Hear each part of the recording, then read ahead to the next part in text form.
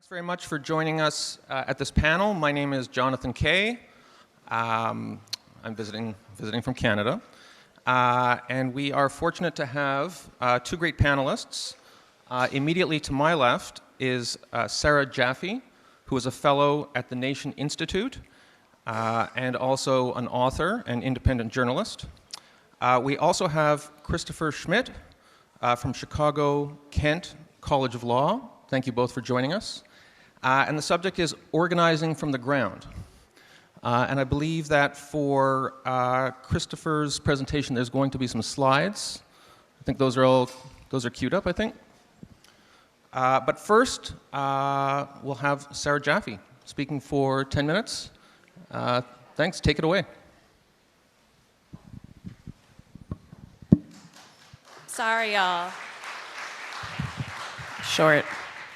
Short person, I got to adjust this thing. Hi, hello. Thank you to everybody who went beforehand for getting all of you warmed up for me.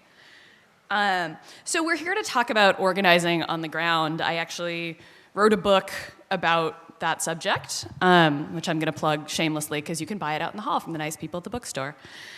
And so I could talk about many, many different examples of organizing and how that builds and sustains social movements. And I'm sure we'll get into many more of them in Q&A, and I'm happy to answer questions about any one that you can think of. But I wanted to talk today about teacher strikes, because it's my favorite subject, and because we are in the middle of a massive teacher strike wave. And that provides me a great opportunity to talk about organizing and history and how all of these things are used to build and sustain the movements that we see and that we often assume are spontaneous. So last year, teachers in West Virginia began to walk out of the classroom in February. That led to strikes, statewide strikes across West Virginia, Oklahoma, Arizona, strikes in Colorado, North Carolina, and Kentucky. This year, the school year started with strikes across the state of Washington, a strike in East Stroudsburg, Pennsylvania, I went and visited recently, and strike votes in Seattle and Los Angeles. Seattle has settled, Los Angeles is in mediation, meaning we could soon see teachers on strike in the second largest school district in the country, the largest being New York City, where it is illegal for teachers to strike. All public employees to strike, in fact. And I will get back to those laws at some point, I'm sure. But I want to start out by talking about what a strike is.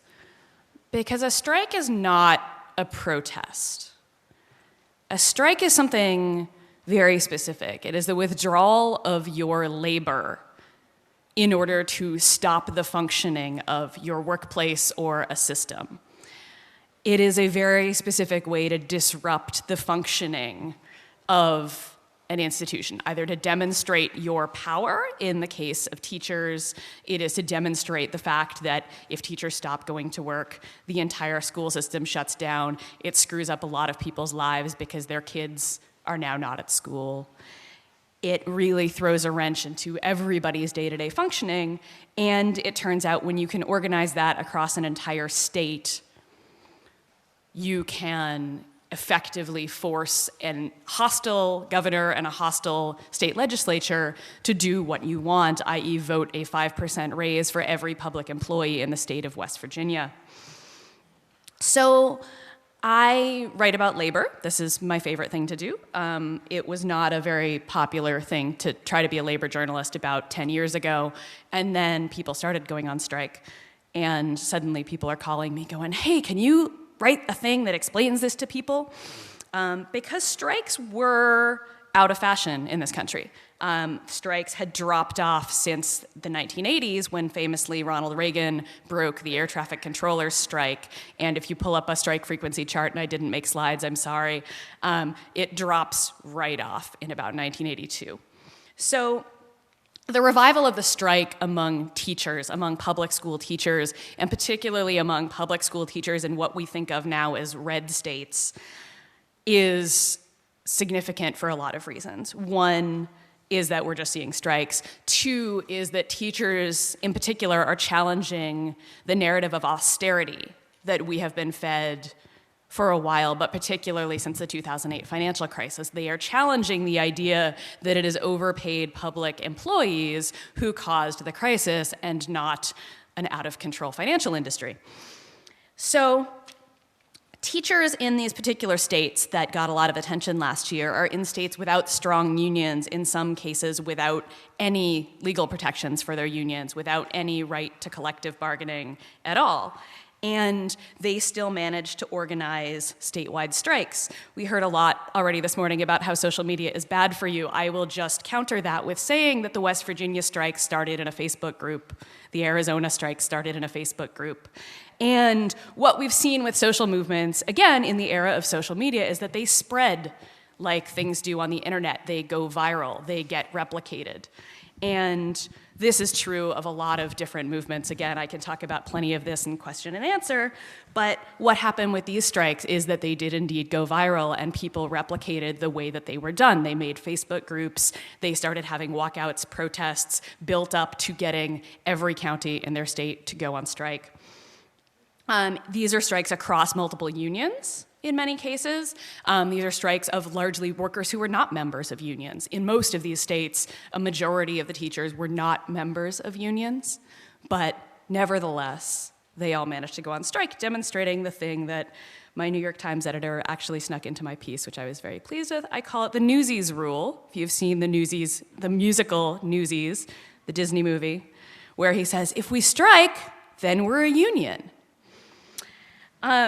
So these strikes seemed spontaneous. They seemed quick. They were organized on a Facebook group.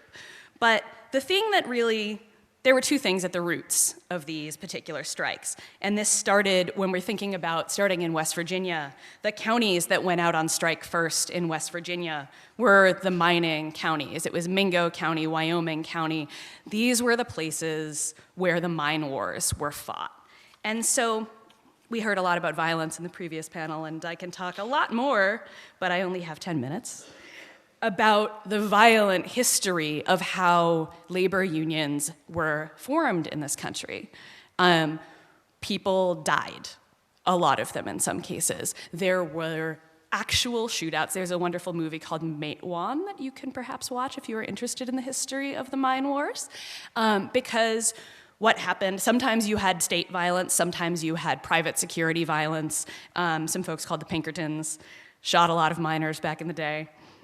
And this history is not that old. This goes back to before the National Labor Relations Act, which governs labor relations in this country, sort of, although at this point the legal regime behind it is kind of just dismantled.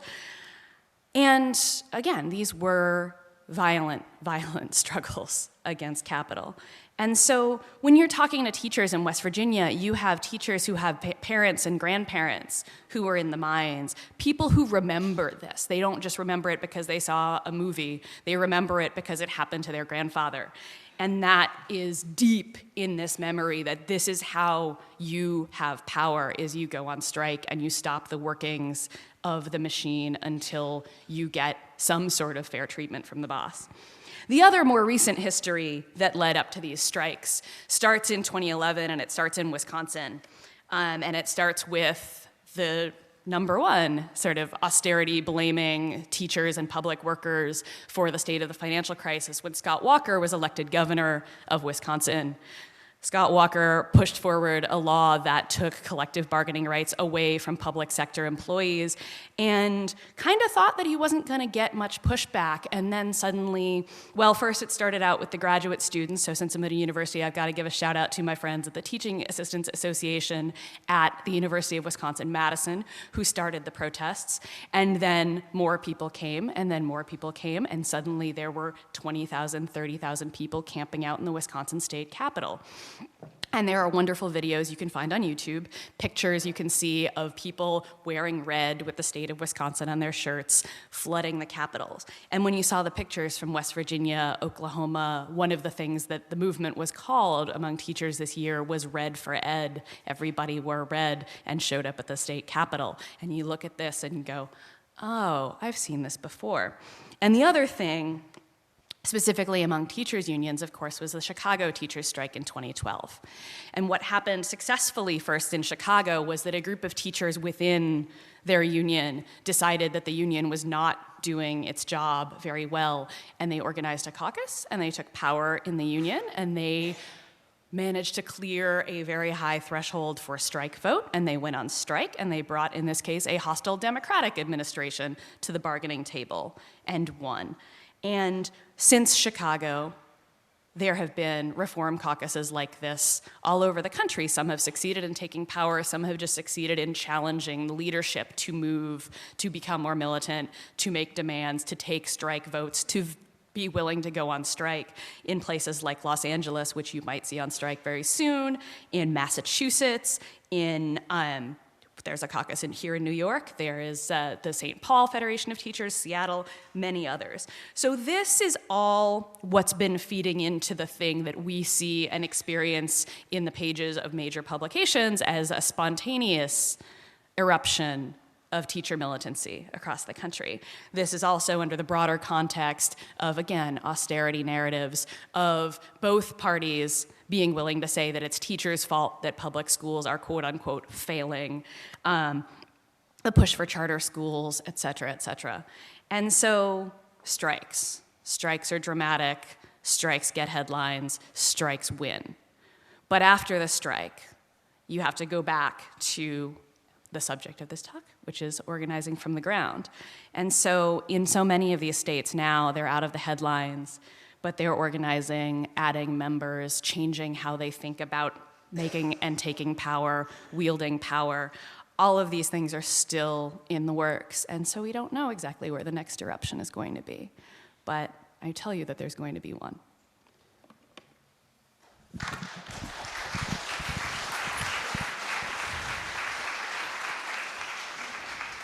Thank you.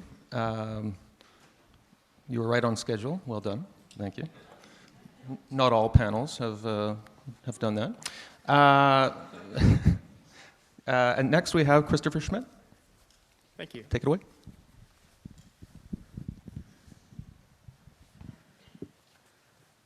All right, good morning. So for my talk, I'm going to take a little bit of a different approach to the general topic of the conference, and I'm going to focus on a document in which I spend most of my time teaching and writing about, which is the U.S. Constitution. I'm also going to talk some about an institution which I also teach and write about, and which I know is on everyone's minds of late, which is the United States Supreme Court. The focus of my remarks is going to be on the ways in which grassroots reform activists use the Constitution as a tool of social mobilization. In particular, I'm interested in when activists stake out a claim on the meaning of the Constitution that differs from the way in which the courts, and especially the U.S. Supreme Court, have interpreted the Constitution. In situations such as these, we have, on the one hand, an official reading of the Constitution defined by judges who are supposed to follow recognized methods of legal interpretation and generally accepted as authoritative by government actors in the legal profession. And we have, on the other hand, an alternative insurgent reading of the Constitution defined by activists and iconoclasts and recognized as authoritative only by other activists and iconoclasts. Its value is its ability to motivate, guide, and legitimate a social movement. Now, what I'm describing here is in one way utterly commonplace, but it also raises important and challenging questions about the role of the Constitution in the American reform tradition. For we live in a system in which the American people have largely ceded authority for interpreting the Constitution to the U.S. Supreme Court. The court has even gone so far so as to declare that its interpretation of the Constitution should be treated by everyone else as the same as the text of the Constitution itself, and that therefore the oath that government officials take to support and defend the Constitution requires obedience to the court's reading of the Constitution. So the existence of an unofficial, alternative, insurgent reading of the Constitution can be seen as a kind of constitutional disobedience. Defined in this way, constitutional disobedience can be a powerful tool for social movement mobilization, but also comes with certain obstacles and pitfalls. And to explore both of these, both the power and the pitfalls of this approach to the Constitution as a tool of social movement mobilization, I'm going to use two case studies. both of which I've written about. One is the student lunch counter movement of 1960, and this is the subject of a recently published book, which didn't make the table outside, but it is available from Amazon for a reasonable price. And also a topic that we heard quite a bit about yesterday, which is the Tea Party movement. I'll start with the student lunch counter sit-ins. So the protest movement, I imagine, is familiar to most of us here. This is the student protest movement against so-called whites-only lunch counters throughout much of the South that took place in the winter and spring of 1960. Started, in some ways, the spark of it, at least, was the famous Greensboro protest on February 1st of 1960 when the 4 students took their seats at the Greensboro Woolworth and refused to leave. That then led to eventually a protest movement that swept across much of the South, captured the nation's attention. By the end of the spring, some 50,000 students had taken part in the protest movement, and it really did change the debate about discrimination, particularly in this particular area of public accommodations discrimination. Now, one interesting thing about the protest movement is it was in part a tactical critique. Many of the people who took part in these early sit-ins actually expressed a lot of frustration with the people who we look back on as some of the heroes of the protests of the civil rights movement, which are the lawyers. There's frustration with litigation, and many of them define their actions specifically in juxtaposition to the lawyers and the tactic of litigation. So a defining characteristic of the protest movement was skepticism, sometimes even antagonism, toward litigation as a pathway to racial justice. The students saw the courts as something to be avoided, and not necessarily because they might lose in court, but because even if they won, they were skeptical that real change would follow. And it's worth noting here that this is 6 years after Brown versus Board of Education. Most of the students who took part in the student sit-in protests went to fully segregated schools many years after Brown, so their example of the great victory of litigation was actually a very complex kind of victory in which they were skeptical about that, whether that was the best way forward. Now, behind a lunch counter protest, there was a constitutional claim, sometimes made explicitly by the students, sometimes not.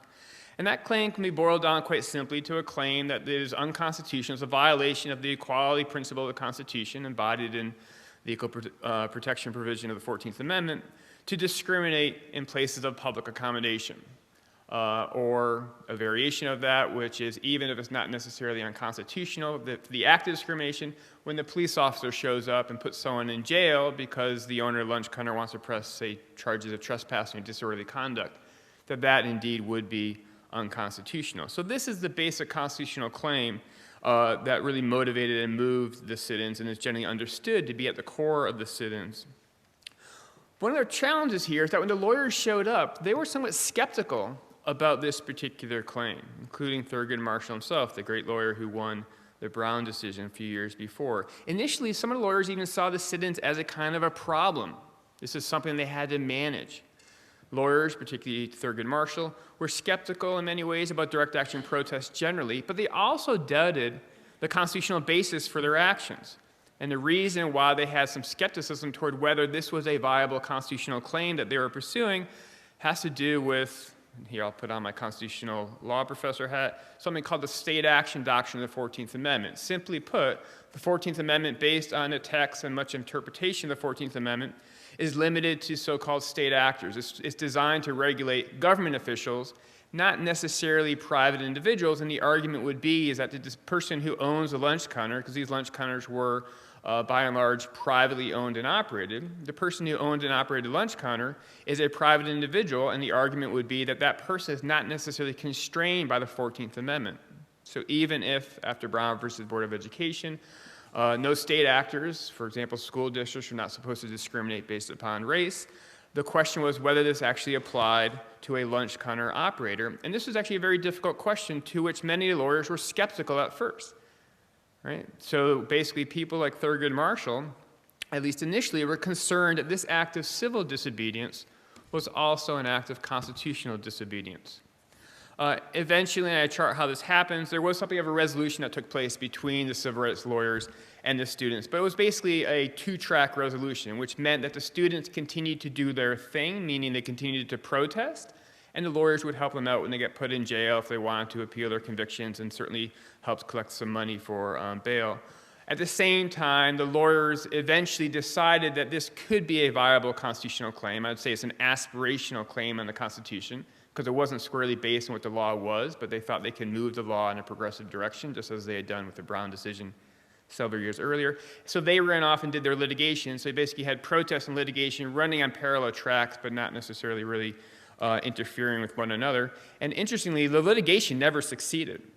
So Thurgood Marshall, and then after he left the NAACP, the other NAACP lawyers continued to argue these cases before the Supreme Court. They got to the Supreme Court numerous times between 1961 and 1964. The Supreme Court never squarely said that what the lunch counter protesters were doing was constitutionally valid. Eventually, the resolution for this particular dispute actually was pushed through acts of protest, which eventually got through to members of the U.S. Congress, and it was the 1964 Civil Rights Act, which included the public accommodations provision, basically declaring illegal as a matter of federal law any racial discrimination in hotels, restaurants, and other kinds of public accommodations. So that's one story of a kind of constitutional disobedience and the outcome of that. Now we're going to turn to a very, very different story, the Tea Party. The Tea Party placed the Constitution at the center of its identity and mobilizing strategies in a really remarkable way. And it's worth just appreciating how distinctive some of the things that they did, whether you agree with them or don't, and the Tea Party does not articulate a vision of the Constitution, that is my thing. But it is worth noting about how they use the Constitution, and I will suggest at the end of my talks that there could be some lessons for people who want to push a very different direction of the Constitution in terms of how they mobilize around the Constitution. The Tea Party had a very basic constitutional claim around which much of its activism was organized, and that was that the Constitution's primary role is to establish limits on the powers of the federal government. And that came with some corollaries. One was that the text of the Constitution clearly lays out these limits, as does the history of the founding generation. Also that the liberty and government power are in inherent tension, and therefore the surest path to protecting individual liberty is by limiting the scope of government. So those are the basic tenets of what I would describe as Tea Party constitutionalism.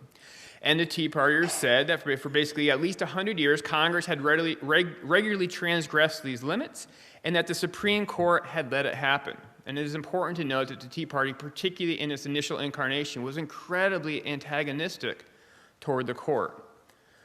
Applied to the health care law, which is, of course, a major focal point of much of the early Tea Party activism, the part of the health care law that seemed to most energize and activate some of the resistance to it was this individual health care mandate. The argument was that the requirement that individuals buy health care was a violation of either a basic constitutional liberty or that it transgressed limits on congressional authority.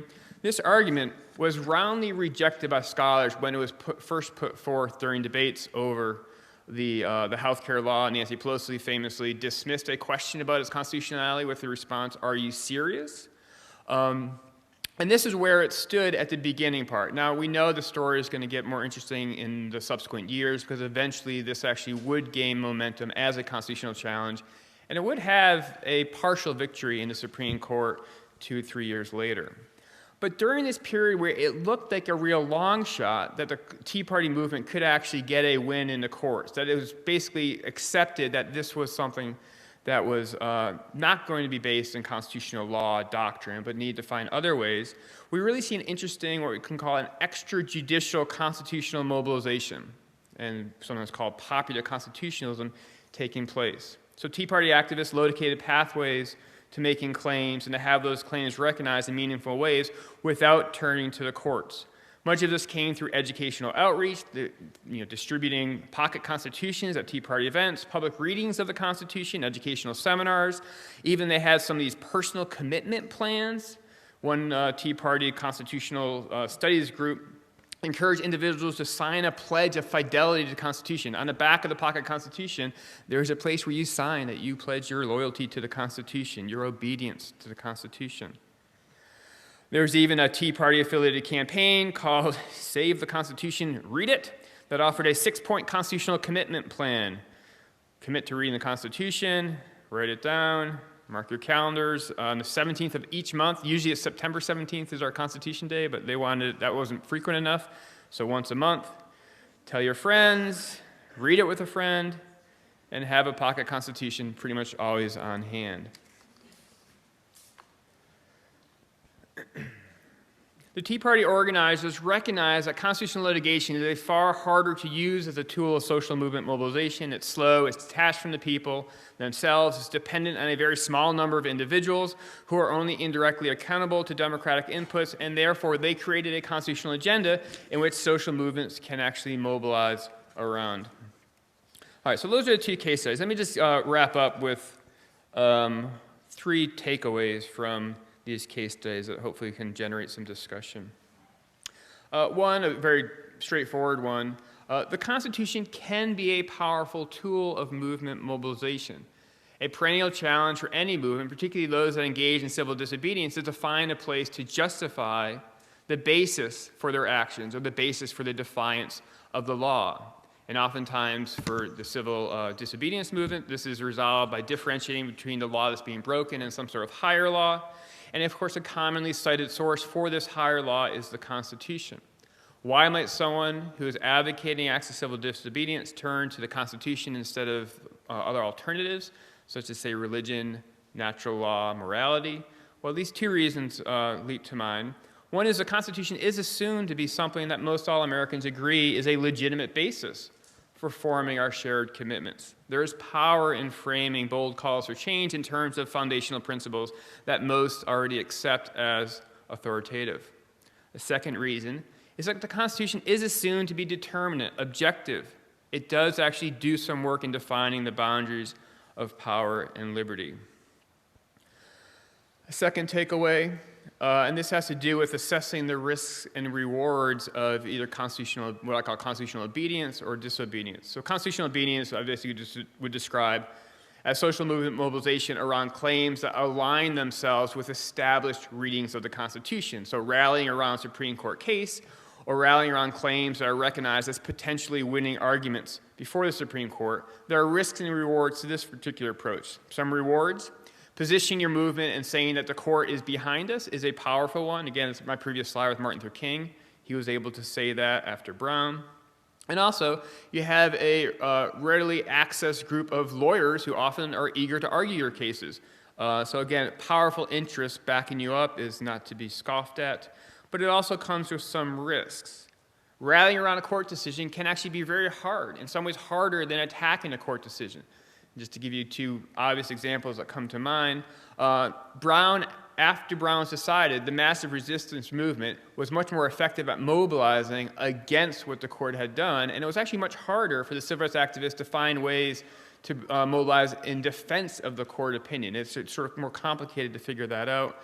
And the Roe versus Wade example also comes to mind, that Roe, the terms of the debate were captured for a couple decades after Roe by the anti-Roe pro-life movement. Also, movements can be co-opted by lawyers. If there's a viable constitutional claim, there really is a risk of lawyers taking over movements and sucking away some of the social movement energy. Constitutional disobedience. Again, just looking at risks and rewards. Claims that conflict with established readings of the Constitution, basically meaning Supreme Court case law, also have their risks and rewards. A risk, they're often dismissed as unrealistic or kooky or just plain wrong. And this is a problem of what's sometimes called judicial overhang.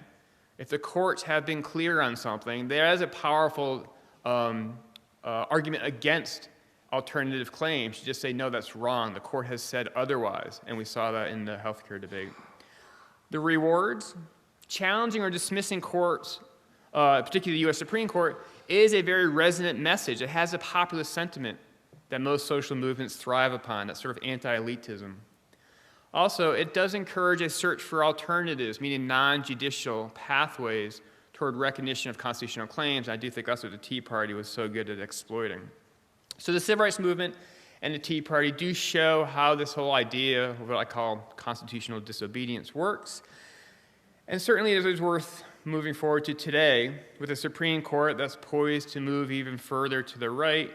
We do now see on the left a rediscovery of what I would call the virtues of constitutional disobedience. Thank you.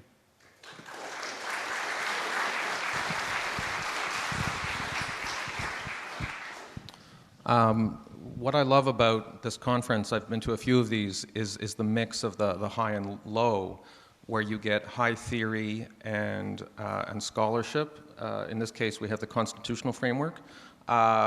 But as a journalistic hack, I also love listening to people talk about how these principles play out on the ground, whether it's Tea Party groups or resistance to Trump, and you see case studies, and I think, Sarah, you supplied some fascinating anecdotes about that. I'd like to push you further on the intersection of teachers and protests, because I think when a lot of people think of protests, they think of sometimes urban settings where you have the protesters often are strangers to us.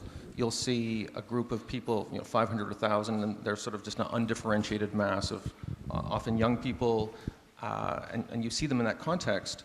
It sounds like some of the reporting you've done has been in communities where the protesters are people who are known in the community.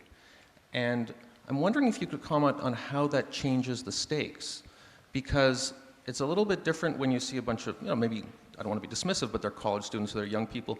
If it's somebody who's your kid's teacher, and maybe because that kid's teacher is protesting and on strike, it means you can't go to your job, and because you can't afford daycare or whatnot, how does that change the dynamic of, you made the distinction between strike and protest, but I'm wondering how that changes things, as opposed to what we think of as sort of a more urban protest.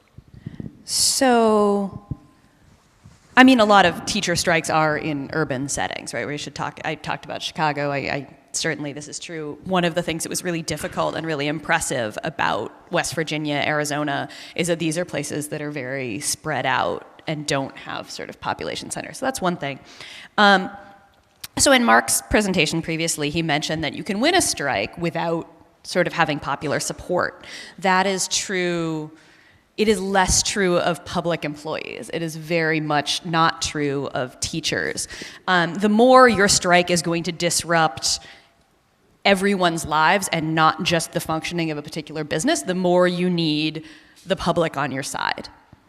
So the Chicago teachers did a really good job with this, which has now been replicated in a lot of places, of making sure that their argument was always that our working conditions are our students' learning conditions, that the schools we want are the schools Chicago students deserve. These are terms that have just entered into the lexicon now that most of you have probably heard if you pay any attention to education in this country now.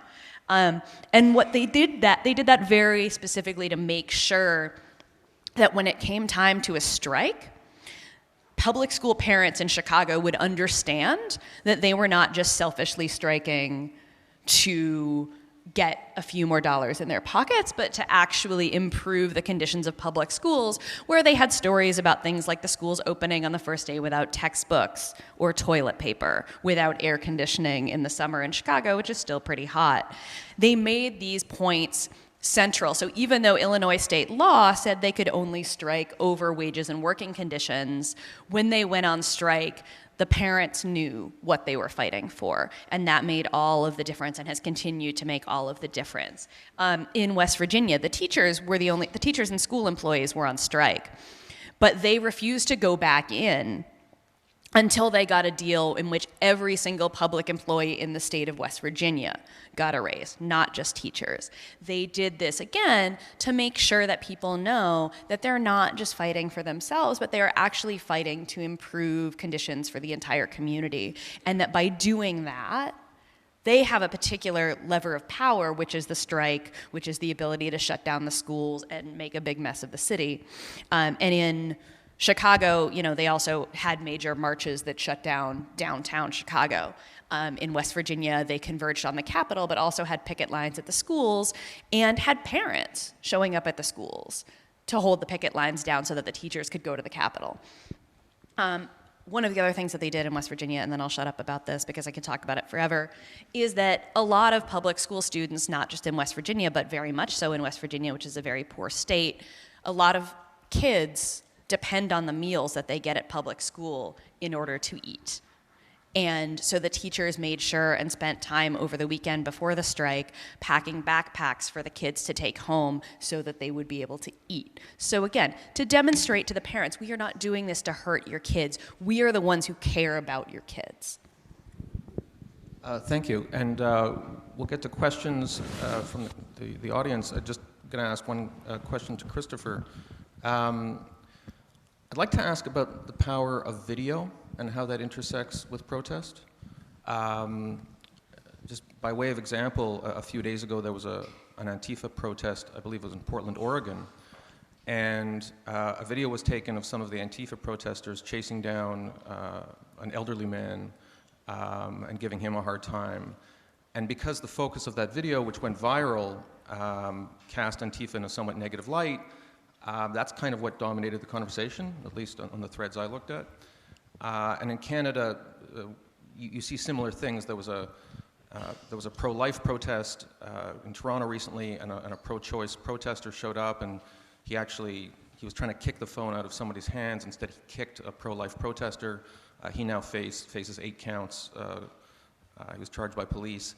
There may have been thousands of other people at that protest who were completely peaceful, but because of the power of video, you have the focus on the worst element at that protest. And in some ways, video has helped protesters. We see these, certainly I think Black Lives Matter, that movement has been energized by the horrifying videos we've seen of police brutality. But I'm wondering, Christopher, if you could cast your gaze back to the lunch counter sit-ins. Imagine if smartphones had been a reality back then. How would that have changed the dynamic? Would it have accelerated the protests, or would it have just given Middle America an excuse to focus on stray acts of violence by protesters, which horrified them? Yeah, so it's a great question. And even without the video, it is important to recognize the importance of visual images to the sit-in protest. And one of the amazing things about the sit-in protest is that the entire logic of the protest can be put on display by a single still photograph. I mean, I gave you a few of those up there. And if you think about how a social protest movement can spread, this is one that actually didn't need a lot of words. Basically, a person sitting in a community hundreds of miles away from Greensboro could just look at some of these photographs and pretty much see a game plan for how a protest could be. The visual images were also very important because the students were often quite self-conscious about how they looked. They dressed a certain way, particularly the first Greensboro protest. One of the students was actually wearing a ROTC uniform to the first protest. They tended to dress up, they brought schoolwork. So the visual imagery was something that they were quite self-conscious about, even in the era before cell phones. It is striking that to think about if there was new technology, I think it would have spread more quickly. In some ways, the cause of the students would just have, there'd just be more of a megaphone, basically, for what they were doing. But there was also a lot of things going on outside the protests. There was actually, the protest was generally a nonviolent protest, and that's how it's gone down through historical memory. But if you actually look closely at the coverage of the protest, there was a lot of violence surrounding it. Sometimes there were actually the students getting attacked while sitting on a lunch counter. Now those were captured by the news photographers. But then oftentimes what would happen is after the students left, they'd walk around the corner, the photographers would be back at the Woolworths, and then they would be jumped and attacked. And sometimes they did actually fight back. This is another part of the story that's not often told as part of this. This was not much in the news because the photographers had their gaze, the news photographers had their gaze on the lunch counters. If we had alternative technology where there actually people could follow it around, in some ways it would have been a more complex portrait of what the sit-ins were, a more complex portrait that in some ways would have helped their cause, but in some ways would have hurt their cause. Because one of the major arguments the segregation has had against the protests is that they are either that they're inherently violent, as in they're just setting up situations in which violence is going to occur, or that there actually is violence connected to it. Now, the violence that there was not all that well publicized for the reasons I just described. You could imagine an alternative scenario in which there was handheld video coverage, in which there actually could be more leverage for this segregationist, oppressionist interpretation of the sit-in protest. And then they could build up a whole alternative case for it, and then it would just be fighting visual imagery to go on there. Sarah, follow up on that. When you cover teacher strikes and other events, if this were 20 or 30 years ago, a single photograph really could frame things. There's obviously iconic photos we see from Life magazine and such, where just a single photo captures it, because we just didn't have that many photos. Sarah, by contrast, you're covering events where there might be a dozen people with their smartphones out taking pictures and videos. Oh, like hundreds. Right. So, as a journalist, you don't have a monopoly on creating visual images from that. How does that change the way you approach things, knowing that you might be writing a 3,000-word story, but you might be scooped by a video that goes viral by somebody who's not a journalist, but just is there at the right time? How does that affect your work as a journalist? So one of the things that I mean, I'm not a breaking news reporter. I don't work for a daily newspaper, and I don't really do stories that I'm worried about getting scooped on. That's not kind of what I do, so that's not my number one concern. What I do, or what I like to do best in any case, is to write context. So the thing that I tried to do in this talk, again, was to give some context for these things that if you just have a picture of teachers on strike, you don't know why they're on strike. You don't know what work went into them being on strike. You don't know how many of them are on strike. You don't know whether this was decided upon democratically or whether this was called on by a bureaucratic top-down union. You don't know very, very many things about it. You just know that there are people on strike.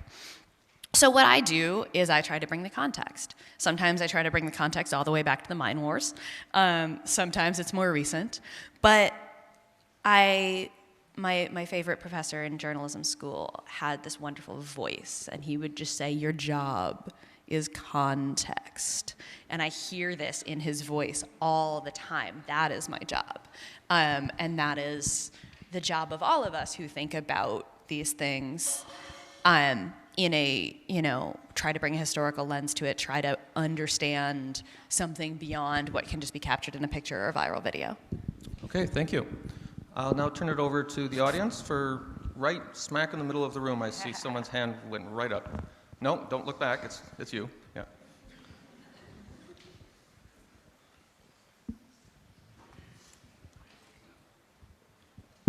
Okay. Hi. My name is Miranda Kerrigan. I'm a sophomore here.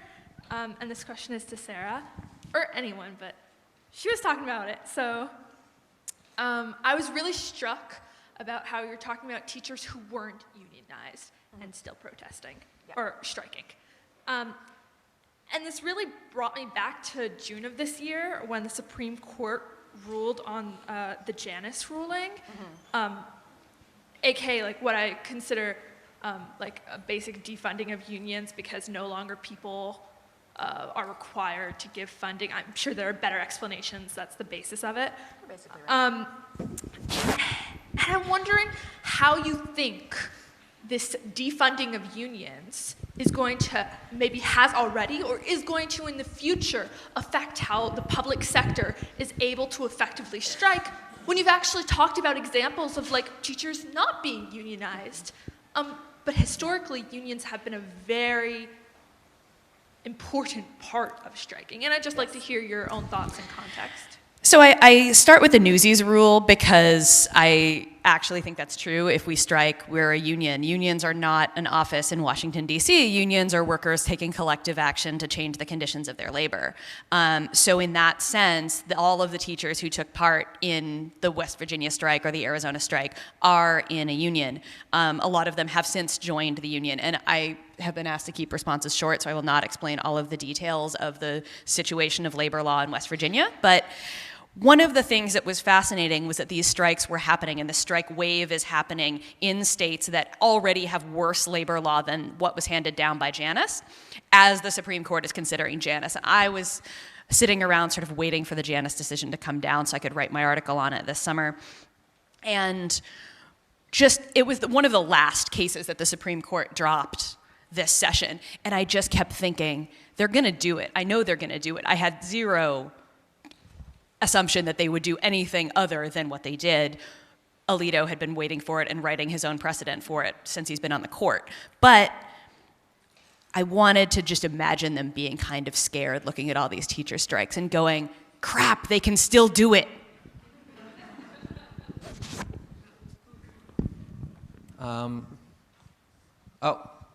Fourth row from the back, right in front of me, with a red scarf. Yeah. You have to have a red scarf to answer this question. Hello, my name is Justine, and I'm an educator in New Orleans, where 100% of the school district is independently ran charter schools. In that landscape, just last month at a local high school, there was a situation where a handful of educators showed up to work just to find out that it was their last day of employment. And in response to that, a majority of the school body, students, actually went on strike and walked out of class. So my question is, are you noticing a trend alongside teacher strikes of student strikes as well? First of all, thank you for fighting the good fight in New Orleans. I used to live there, and it means a lot to me. I had not heard that story. That's an awesome story, and I want to hear more about it after this panel. But one of the things that I am seeing is that students are inspired by their teachers and getting organized, and also thinking about student strikes. And we've seen this on the college level, and we've also seen this on the high school level. High school students in Chicago got organized after the teachers' strike and formed a student union. And it is a fascinating thing, right, to think about the labor of students is also required for the schools to function. And part of the thing that I was talking about before with teachers organizing in the community is to really say that, like, our students, we are fighting for our students, and we want our students to be involved. And so I'm sure that all of the educators who saw their students go on strike probably, I'm about to tear up, so I imagine that they spent a lot of time crying, because that's a lovely story. If I could just follow up with Christopher on this issue, because we're hearing about some incredibly important issues like teachers, education. You talked about sit-ins, civil rights, the protest against what many would consider the foundational evil of American society, racism and slavery. I get the sense that protest culture in 2018, I don't want to say it's oriented toward more frivolous causes, but often, especially on campuses, you do see some of the loudest protests about causes that certainly do not rise to that level of social importance. Certainly in Canada, campuses, some of the protests are about, like, disinviting certain speakers, arguments about pronoun usage, stuff like that, issues that are important to many people, but perhaps don't rise to the level of segregation. I also see very few protests about global warming. I see few protests about income inequality, although you could argue that Occupy hit that. But if you look at the millions and millions of workers in the United States who are on less than subsistence wages, sometimes it's hard to organize protests around that, because it's a cause that affects everybody, doesn't maybe affect a core of people enough to take to the streets.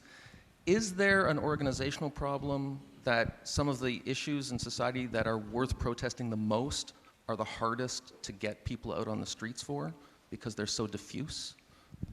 Yeah, so a couple thoughts on that. It is worth noting, if you read any surveys of student activism, say from 1958, 1959, it sounds a lot like the characterization you just gave. The students are not serious, they're more interested in just sort of their sports or silly things. And then all of a sudden it flips, right? And I do think students are just in a situation where they're living in such close quarters and they're thinking about these issues that it's actually sometimes very hard to see it coming when it does come. And it really took a lot of people by surprise. And all these people who are writing all these laments about how students are just not engaged anymore all of a sudden needed to write a very different story the moment February 1st, 1960 came. And then, of course, that led to a whole generation of student activism. Second point, there's a big challenge of translation. For a lot of people looking at the evil of racial segregation and Jim Crow in, say, 1960, it was such a massive problem, and figuring out how to translate that into manageable focal points for activism struck a lot of people as very difficult, right? Kind of like we're talking about the huge inequities that we can identify in society today. How do you begin to go after them and tackle them?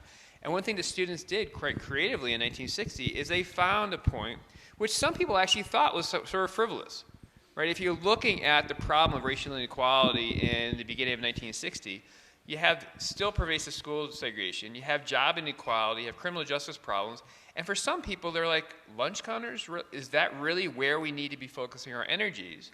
And they did have a point, right? If you just rank order the evils of racial inequality today, or sort of that point, then I don't think it would rank at most people's top. And that's one reason why when the students did it, there were not a lot of other major civil rights organizations that were really occupying this particular field.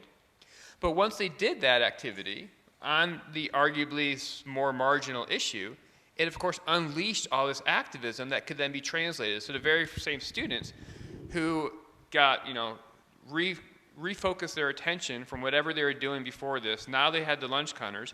And then they were also the ones who joined SNCC, which was the student organization that formed directly out of this. They're the ones who took part in the Freedom Rise. They're the ones who went down to Mississippi for voter registration. So again, the ways in which this can unfold is sometimes unpredictable. And there's definitely sort of this aggregation that can happen in ways that's hard to predict on the front end. I would also just add that you might not think pronoun usage was important, but most white people in 1960 didn't think racial segregation was important either. And the speakers that students are often fighting to disinvite are people who are upholding white supremacy in this country, among other things. Milo Yiannopoulos wanted to out trans students and immigrant students, which, when we talk about words as violence, which came up in the last panel, could in fact be an act of violence. So again, I think we often kind of look at college students and think that they don't know what they're doing or that they are frivolous or that they are, making things up. But they're thinking about where they have power, and where they have power is on the campus. I did notice that I said they weren't frivolous, although I was somewhat arch in the way I said it, so maybe, okay. Next question, please. The gentleman, gender neutral, it makes me very creative in the way I describe people. Colorful shirt on the aisle, yes. Good, excellent. Thank you. My name is Michael White. He is fine.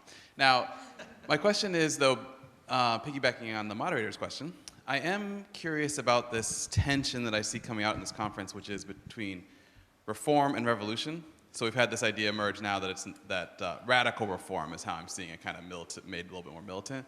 But still, I'm saddened that it feels like revolution, no one believes it anymore. And so I guess my question to Sarah would be, do you feel like there is, within the teachers, are they just firmly on the side of radical reform, or do they dream of revolution? And then my question for the other panelists is, the Constitution to me seems like inherently an anti-revolutionary document, because specifically one of the unexamined clauses is the guarantee clause, that it's actually guaranteed in our Constitution that we have to have a Republican form of government, and that the government is obligated to fight insurgents who would challenge that. And this is a very interesting area of constitutional law that I love to study as an activist, but basically it means that I can't try to change a Republican form of government without being anti-constitutional. So should we give up on revolution? Should we be radical reform? Are people revolutionaries on the ground? That's what I'm curious about. What a narrow question. So solely on the question of what the politics are among teachers, there has been some serious red baiting of some of the teacher leaders of the strikes, particularly in Arizona. If you Google Noah Carvelis, who is one of the people who founded the Facebook group that kicked off the Arizona strikes, you will see a whole bunch of articles talking about how he's a raging communist. I do not think Noah actually identifies as a communist, but there are a range of political positions. I would say that some of the leaders of these strikes are definitely people who have pretty far left politics. Others are not. Others voted for Trump. And what happens in these moments of struggle is that people's positions change and their ideas of how change is made change. And so we're seeing that tension right now because the midterm elections are coming up, and there's this sort of, are the teachers going to just vote, or is there a better way to change things?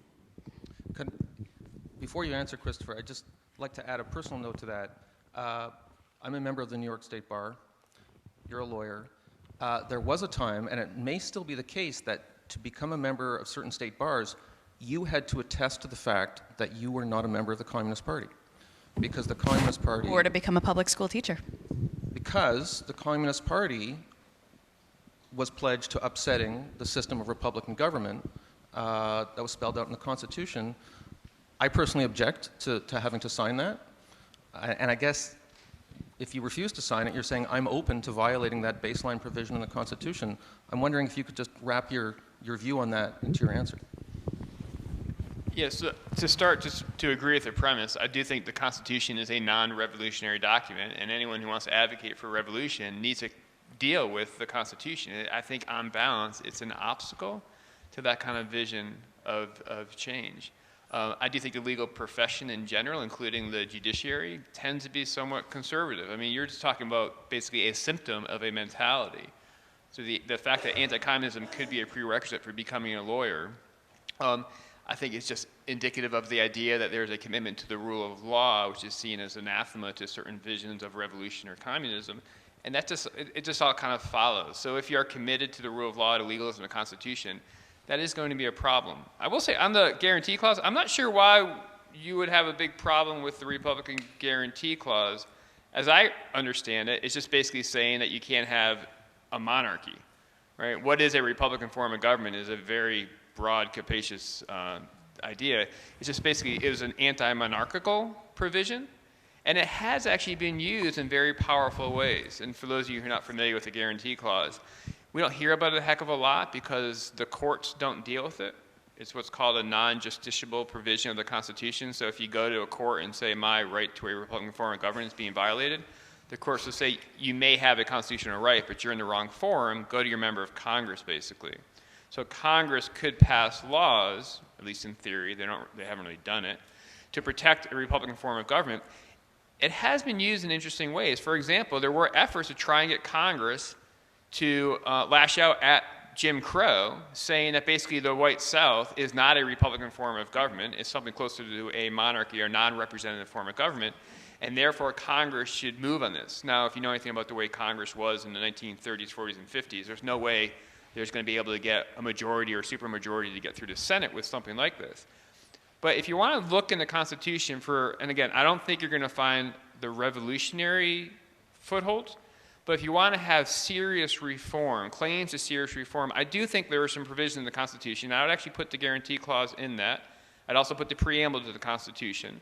Many of the provisions which I think have the most potential for deep restructuring of society, or at least for mobilization around the restructuring of society, are ones in which the courts don't deal with. Again, you can't bring a claim based on a preamble to the Constitution, but that's very powerful text in there if you want to try and find that unifying principle to move a change, to focus a change movement around. And that's worth thinking about how the Constitution can be worked for maybe not revolutionary but substantial change, but also the fact that generally the courts, the judiciary, is not the avenue to pursue many of these claims. Okay, I see just over there wearing like a white sweatshirt. Yeah. You. That's it. Okay, I'm bringing up a position that the constitutional disobedience starts with the Supreme Court. And I'd like to give a few examples. The right to bear arms now is available to everyone except for the militia as it was originally intended. An election is decided, which is clearly one-sided, when there was another solution available to recount the whole state of Florida, when the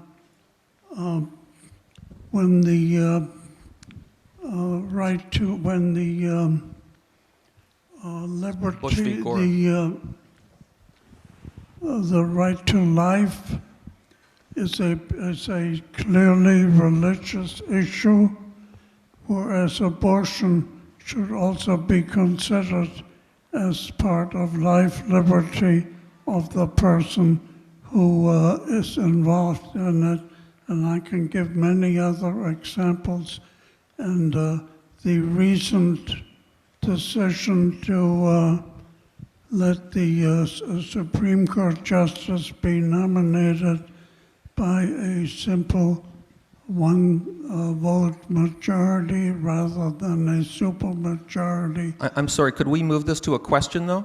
This is the question, is simply how do we deal with a Supreme Court that has become a political arm rather than an independent judgment to interpret the Constitution? That is the question. So I'll give two thoughts on that. One is the Supreme Court's always been political.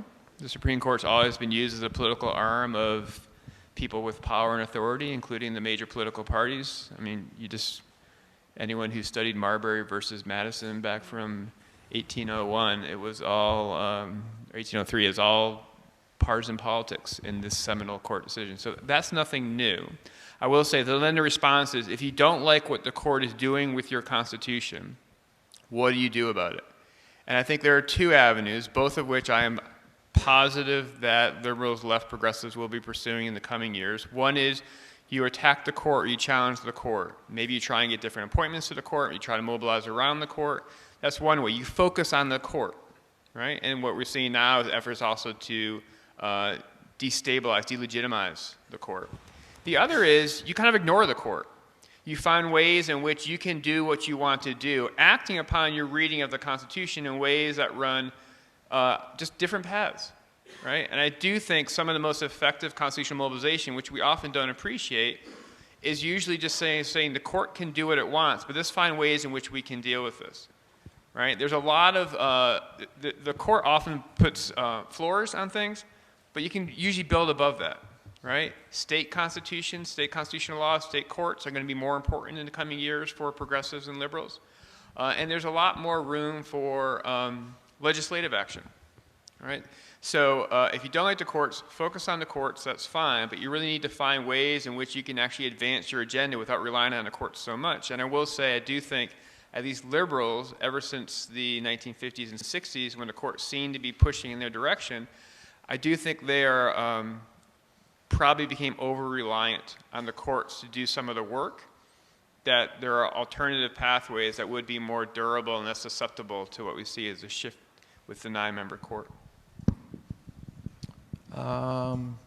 Yes, right,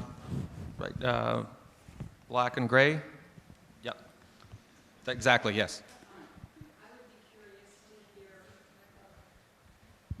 I would be curious to hear all of your commentary about how the idea of organized protest applies to and perhaps doesn't succeed when it comes to the Women's March that we saw in 2016, the Me Too movement, and more recently the protests around the Kavanaugh appointment.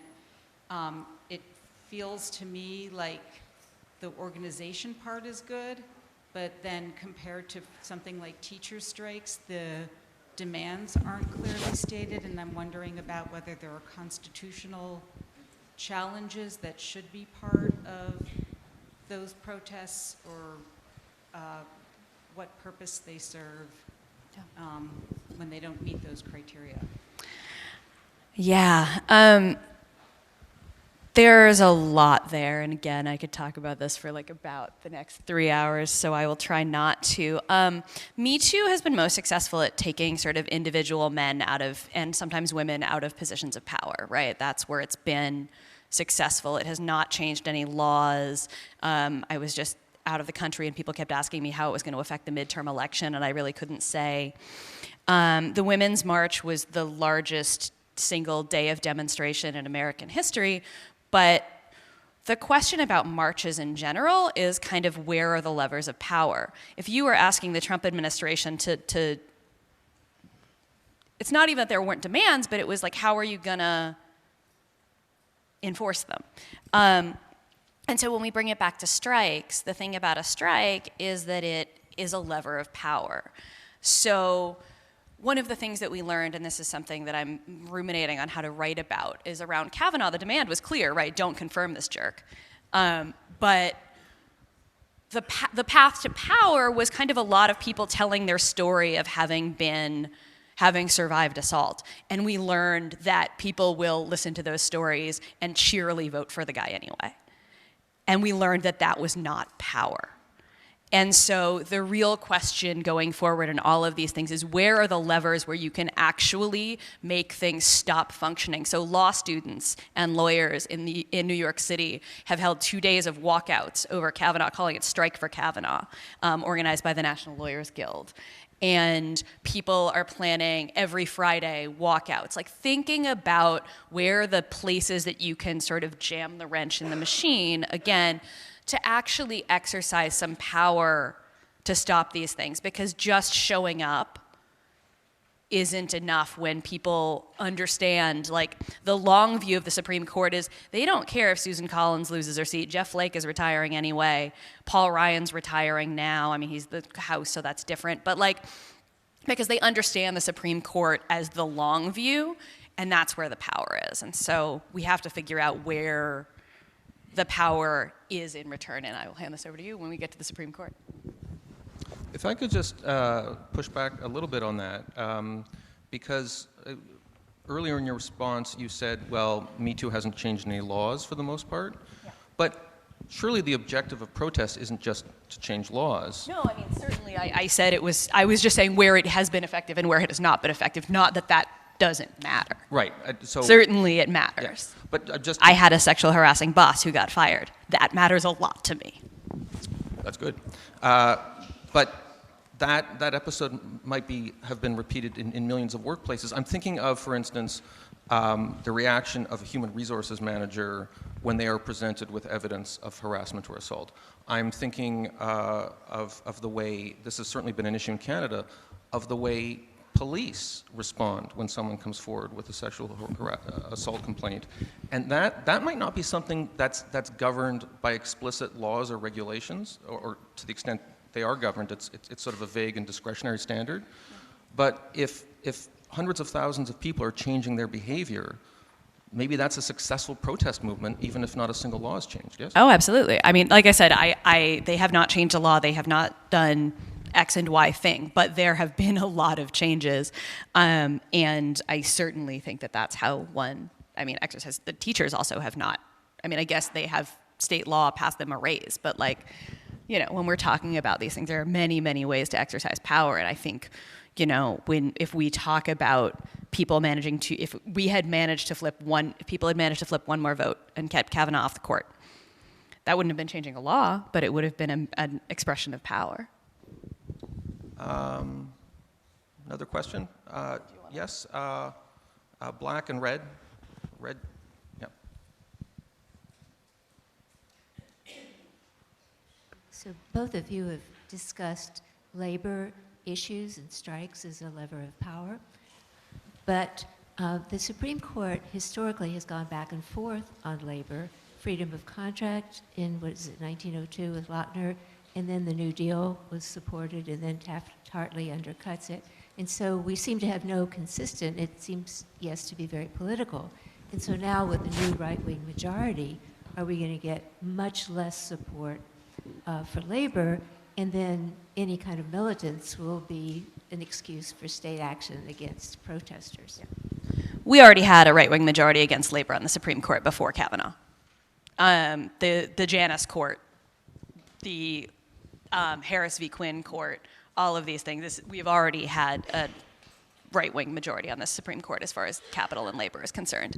And what, you know, as my co-panelist was saying, one of the things that labor is going to have to do is go around the courts. Because, again, what we saw in West Virginia is it didn't matter what the law was. They went on strike. And if you have enough power, doesn't matter what the law says. You win if you can shut down the entire public school system in the entire state. Doesn't matter what the law says.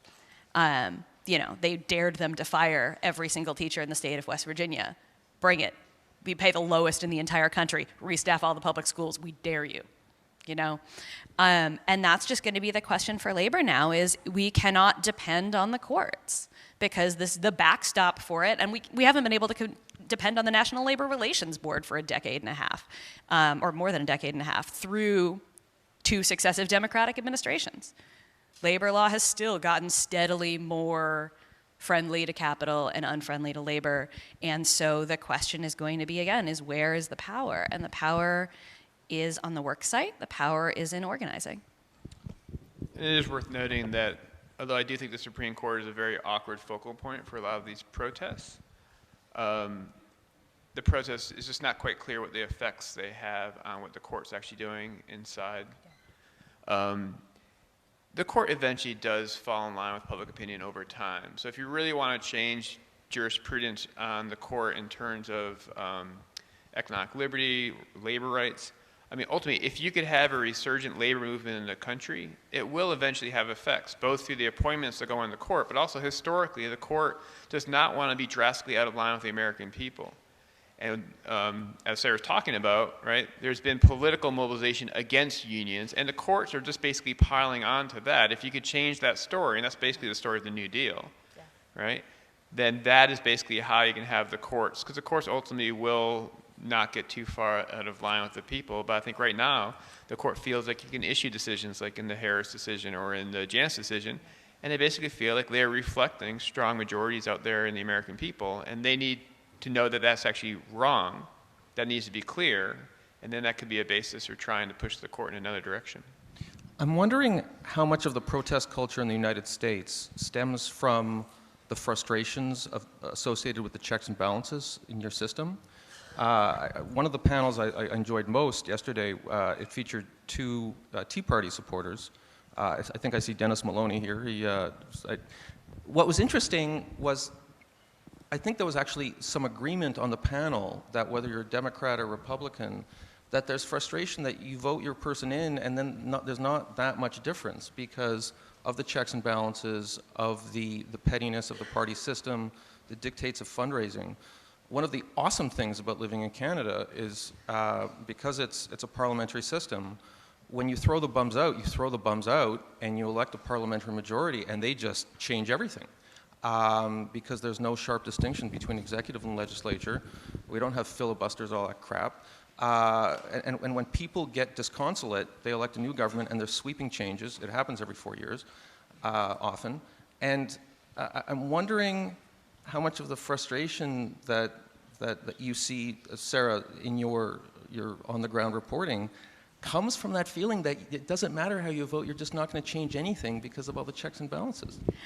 I think people definitely feel like they're not going to change anything. I don't think it's checks and balances. I think it's the fact that both parties are basically bought and paid for and that elections in this country last for 2 friggin' years and they cost millions and millions of dollars. I was looking at Twitter this morning. I know I'm not supposed to look at Twitter, but whatever. Beto O'Rourke, who is the guy who's running against Ted Cruz in Texas, raised something like $38 million, and people are considering this a success. And this year I was watching the British election. And I was watching as the Labour Party took in all these new seats, and it was great. And one of the things that struck me was that they were electing nurses. They were electing like working class people to Parliament because it doesn't cost $1 bazillion to run an election.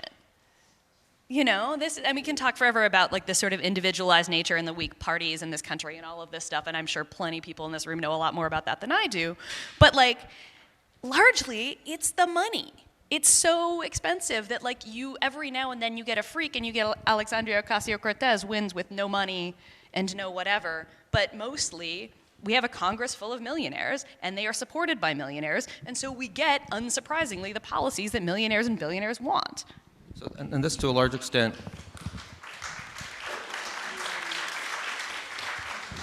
to some extent, this comes down to a single Supreme Court ruling. I believe it was called Citizens United. Christopher, would you like to talk about that? Well, I don't want to blame all money in politics on a single Supreme Court ruling, right? There's a lot of other factors.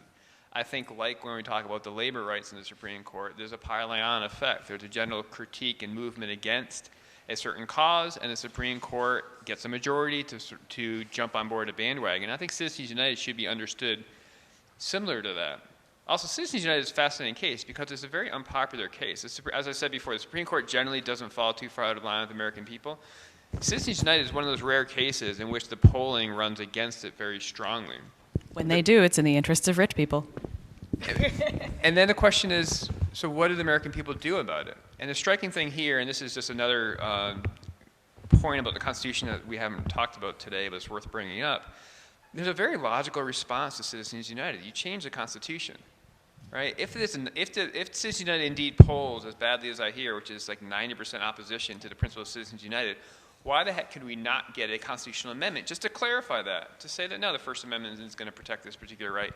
to speech in a campaign context, and that indeed regulating campaigns is constitutionally permissible. It seems like such a no-brainer. We have a system in which we have a constitution which everyone reveres, but yet it's pretty close to unchangeable with the current political climate. Historically, it hasn't been easy to change at all, and generally changes only come during moments of crisis. But that seems like an easy fix, an easy response, in which the Constitution could be squared with where the American people are. But this does get back to Jonathan's point about we have a system which is not really geared to produce effective change. That shows up in the legislative process, but it shows up in spades in the constitutional amendment process, in which even amendments that could get supermajorities just based on opinion polls, no one's really talking about changing the Constitution to do that, or at least right now there's no viable movement to do something, which seems like it would have broad support. Another thing, if you really want to talk about a constitutional amendment, which is a no-brainer amendment, term limits for Supreme Court justices. If anything good could come of the Kavanaugh debacle, it does seem like people are at least looking at the court as an institution and just questioning, could we just make a better institution? And it just seems like extended appointments to the Supreme Court, in which every president would get 2 appointments per term, in which people are not appointed when they're 45 years old so they can serve for 30, 40 years.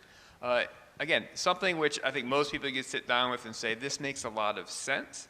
If we had an amendment process that worked better, then these are the kind of things we could be talking about, ways to work around the court, but also make the court work better for us. So we have about 5 or 10 minutes more of questions. Then we're going to break for lunch. Just before I take another question, all right, I see a lot of buzz around that part of the room. I just wanted to mention what will happen after lunch, which is the breakout sessions, of which there will be 3, lessons from the resistance, which will be in room 201, civics and civil disobedience. I'm reading yesterday's. Direct action, thank you. The radical left in the age of Trump, that's Olin 202, talking to the Tea Party, that's in 204. Those will be after lunch. And now we have time for a few more questions. Sorry, I promised there, and then I'll go back to that side of the room. Hello, there's Sarah and Christopher. Thank you for your talk. So I want to bring another point. Might we interpret the changing interest of college students as a sign that other issues have been addressed to some satisfactory degree, for example, racism, and maybe that's the reason why now there are new issues being presented by college students which others may think of as insignificant. And might we address that the issue of the significance of the issues that college students are interested in is not relevant, because the fact that college students are showing interest in something at all is something to celebrate. And we might celebrate that college students also constantly bring our attention to new issues and keep pushing us to improve and see what else can be better in society. Yes. Could I also, it's a great question, but it'd be nice if college students voted too, right? There's been all these polls that show that something like 35% actually intend to vote. Give them something to vote for and they'll vote.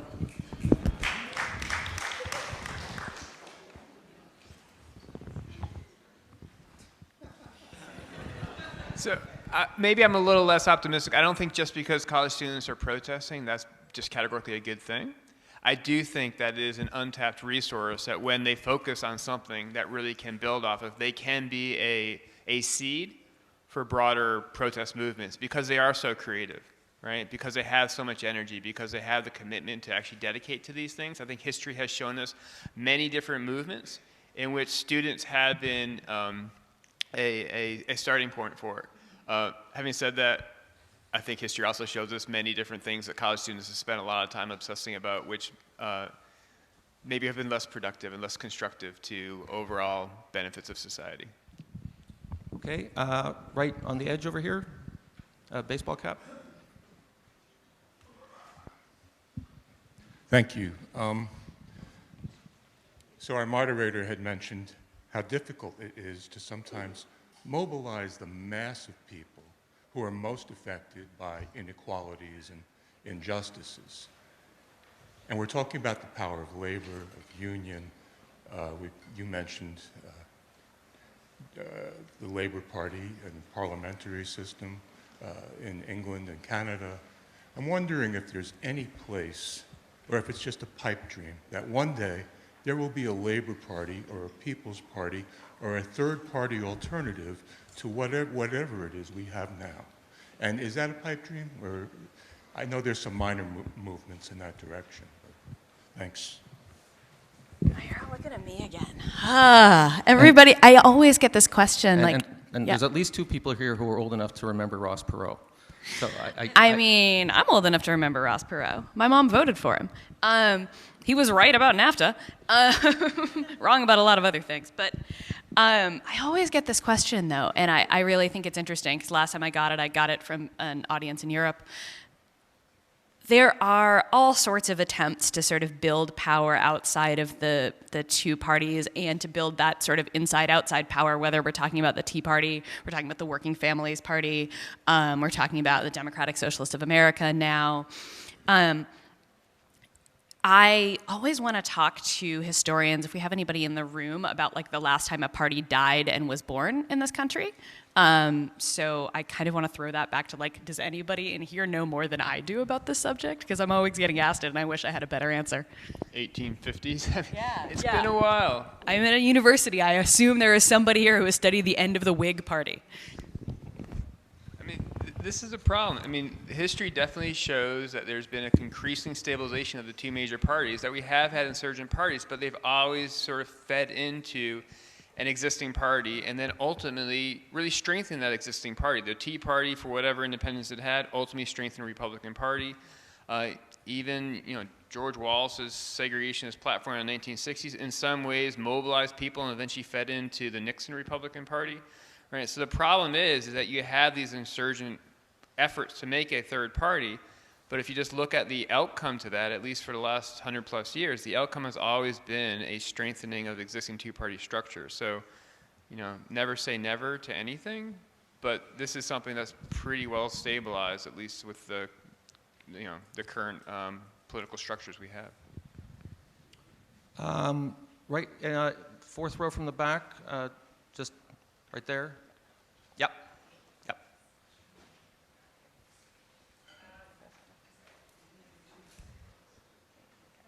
Okay, so, hello, hi. Okay, so this question is about narrative in building power.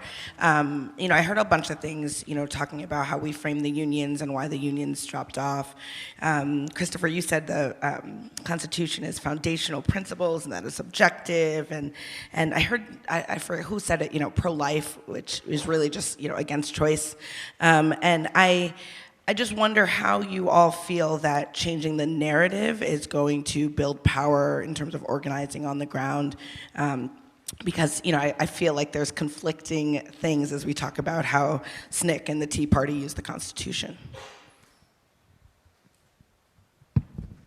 So, I'm sorry, could you just clarify the question about, you're asking about how changing the narrative using the Constitution could be used today? So I guess to break it down, the words that we use when talking about movements and building and change making, what are your thoughts about how we can be more cautious of the words that we use in order to build power? Is there a certain danger, if I may interpret your question, in the language that's used to discuss these things? Because I can tell you from a media perspective, there are certain tactics and certain terms that do get stigmatized as being too radical or being, well, certainly in the American context, being anti-American. There do seem to be red lines that the media just immediately will say that that's not a constructive part of protest. Am I interpreting your question correctly? Yes, and then also the other side, as we talk about, pro-life, anti-choice, and, calling the Constitution objective foundational principles, so, and how that might exclude people who, don't really agree that, we can call that objective when it was written by, cis white men a really long time ago. It sort of locks out revolutionary dialogue to a certain extent, yeah. Yeah, so my comment about the Constitution being perceived as having some sort of determinate meaning or objectivity, it's not to praise it. I mean, in some ways, if you actually say that it has some meaning, that can be completely reconcilable with the idea that that meaning is based in a white supremacist mentality that was prevalent at the time of the framing, and then that's a grounds for changing that meaning or changing the Constitution. So that statement is, I think it's completely in line with what you're talking about. It does strike me that the terminology we use is very important, but the terminology changes dramatically over time.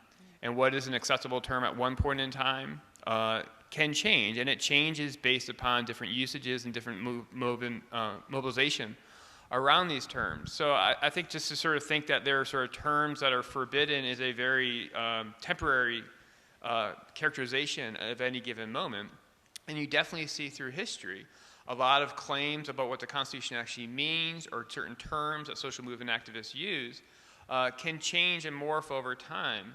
And that's just a natural process. So I wouldn't want to sort of naturalize anything about either constitutional meaning or words. But I do think if you want to mobilize around, say, the Constitution, it's more powerful to say the Constitution means X than to say the Constitution could mean all these different things, and I picked this one. So there's sort of the idea of sort of committing yourself to a given interpretation, even if it's not the only interpretation possible, that is a powerful lever if you want to actually use this foundational document as a basis for your mobilization.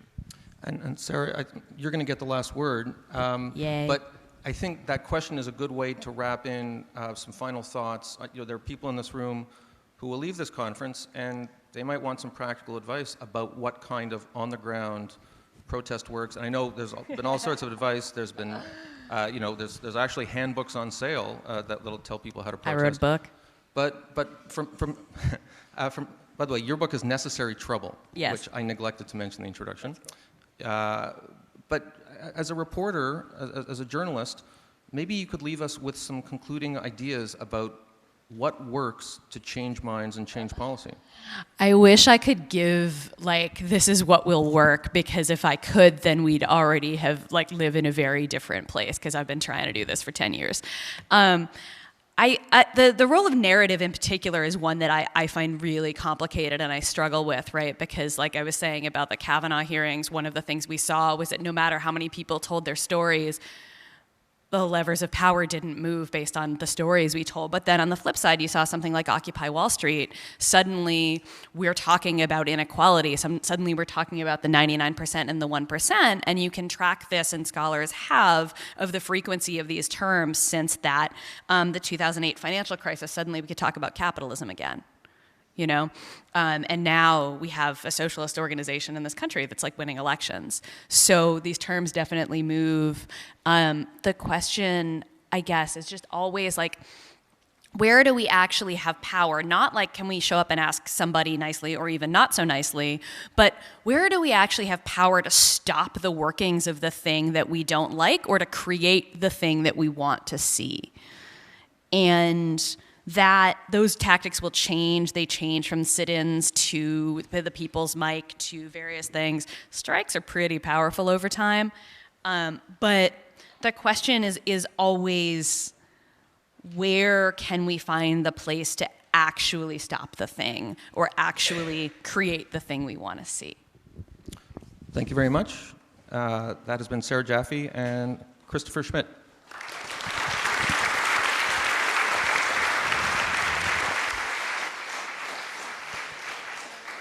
And now it's lunchtime, and the next sessions will begin at 1:15.